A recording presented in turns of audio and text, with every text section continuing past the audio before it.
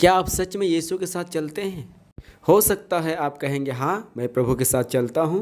आज इस वीडियो के दौरान आपको पता चल जाएगा कि आप सचमुच में यीशु के साथ चलते हैं या नहीं चलते हैं।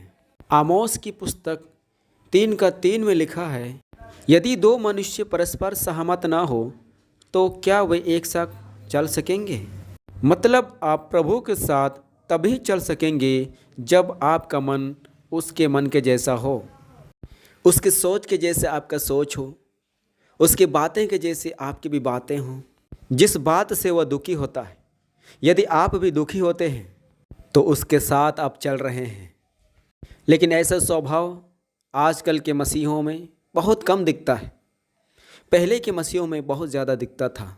जिस रात प्रभु यीशु मसीह को पकड़ा गया था, प्रभु यीशु के पीछे पतरस भी आ रहा था।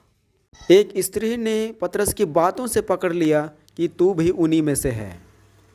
यीशु के साथ चलने वाले लोगों की अलग पहचान होती है। पतरस एक साधारण मछुआरा था। प्रभु यीशु मसीह के साथ लगभग 3.5 साल तक रहा था। इसीलिए प्रभु यीशु मसीह का चरित्र इनके अंदर से निकलता था। प्रेरितों के काम में जब यहूदियों की सभा में देखते हैं, जब ये लोग बात करता था तो लोग आश्चर्य करते थे कि इनके अंदर इतना सामर्थ, बोलने की सामर्थ कहाँ से आई। ये लोग तो साधारण लोग थे, अनपढ़ लोग थे, लेकिन उसमें इतनी सामर्थ कहाँ से आई बोलने की। यहूदी आश्चर्य करने लगे कि इनको बुद्धि कहाँ से आई। तब उन लोग को याद आता है कि ये लोग जो है यीशु मसीह के साथ रहे हैं। इसीलिए फिर से कहता हूँ, जब आप प्रभु के साथ चलते हैं तो आपका कैरेक्टर कुछ और ही होता है। आज हम प्रभु यीशु मसीह के साथ नहीं चलते, इसीलिए उसका कैरेक्टर हमारे अंदर दिखाई नहीं देता। प्रभु यीशु मसीह ने कहा, तुम जगत की ज्योति हो, तुम्हारा उजियाला मनुष्य के सामने चमके कि तुम्हारे भले कामों को देखकर वह हमारे स्वर्गीय पिता की महिमा करे। क्या आप जानते हैं, आज सबसे अधिक यीशु मसीह की निंदा हमारे कारण होती है। इसीलिए रोमियो के 2 अध्याय में लिखा है, तुम चोरी नहीं करने की शिक्षा देते हो, लेकिन खुद चोरी करते हो, खुद मंदिरों को लूटते हो। अब आप ही बताइए, क्या हम ज्योति हैं, उसके साथ चलने वाले लोग हैं?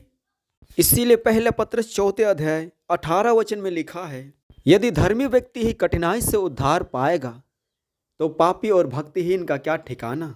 जब सोचिए, आप एक मसीह होकर शराब पीते हैं तो लोग आपके बारे में नहीं वरन ये कहेंगे कि मसीह लोग भी शराब पीते हैं। मैंने देखा है, मेरे कलीसिया में एक भाई है और एक दिन वो अपनी गवाही बता रहा था और वही गवाही मैं आप लोगों को बताना चाहता हूँ। प्रभु में जब नया था तो एक दिन वह नशा करके प्रार्थना में गया हुआ था, पर वहाँ पर उसे पता चलता है कि शराब पीना मना है, नशा करना परमेश्वर ने मना किया है। उस दिन से वो भाई जो है नशा करना छोड़ देता है।